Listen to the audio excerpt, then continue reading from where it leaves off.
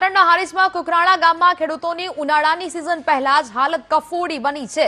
ચોમાસાનો માર સહન કર્યા બાદ ખેડૂતોએ નવી આશા સાથે શિયાળુ વાવેતર કર્યું છે, પરંતુ હવે જ્યારે પાક તૈયાર થવાની આરે આવ્યો ત્યારે કુકરાણા ગામને જોડતી માઇનોર કેનાલમાં પાણી ન મળવાને કારણે પાક નિષ્ફળ જવાને આરે છે।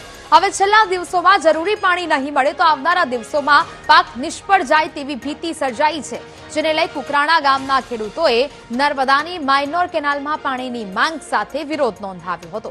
ખેડૂતોનું કહેવું છે કે તેમના ગામમાં છેલ્લા 20 દિવસથી પાણી નથી આવતું। આ અંગે અધિકારીઓને વારંવાર રજૂઆત કરી છે, પરંતુ તંત્રને ખેડૂતોની સમસ્યામાં કોઈ રસ નથી। સાથે ખેડૂતોનો આક્ષેપ છે કે કેનાલમાં સમારકામમાં ભ્રષ્ટાચારને કારણે તેમને પાણીથી વંચિત રહેવાનો વારો આવી રહ્યો છે। આવતું નથી, લીલનો પ્રશ્ન જબરજસ્ત છે। એ લોકોએ છેલ્લા કેટલાય ટાઈમથી લીલ સાફ કરવાનો, વચ્ચે 2 દિવસે 4 દિવસ બંધ રાખવાનું કહ્યું હતું કેનાલ, એ પછી એક દિવસ બંધ રાખી અને બીજા દિવસે ચાલુ કરી નાખી। એમનું કહેવું એવું હતું કે અધિકારીઓનું પ્રેશર છે ઉપરથી, ખેડૂતોને પાણી આપો તમે।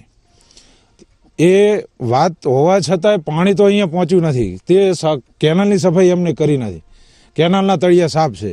20 દિવસથી પાણી આવતું નથી અને પાક સુકાવા માંડ્યો છે। અમારો ઘઉં, એરંડા, ચણ્યા, લસકા બધું સુકાય છે અને પાણી આવતું નથી। એક ઓર કાતરાનો ત્રાસ છે, એક ઓર પાણીનો ત્રાસ છે અને 20 દિવસથી પાણી આવતું નથી ને નીલ કોઈ સાફ કરવા આવતું નથી। અને કે નીલ સાફ કરવાની છે એમ કરી અને બંધ રાખે છે પાણી, અને નીલ કોઈ કૂવામાં સાફ નથી કરી એ લોકોએ, બરાબર।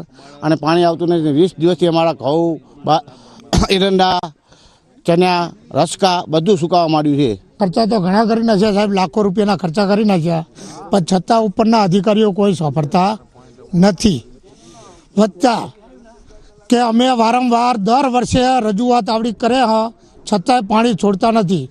જ્યારે જાન્યુઆરી ઉતરતા ફેબ્રુઆરી 2 એટલે દર વર્ષે આનો આ પ્રશ્ન ઊભો થાય, દર વર્ષે। અને 11મા મહિનામાં આજનો આ જ પ્રશ્ન હોય કે પૂરતું પાણી છોડતા નથી। જે એને જેટલા સ્ક્યુ પાણી છોડવાનું હોય એ પાણી છોડતા નથી।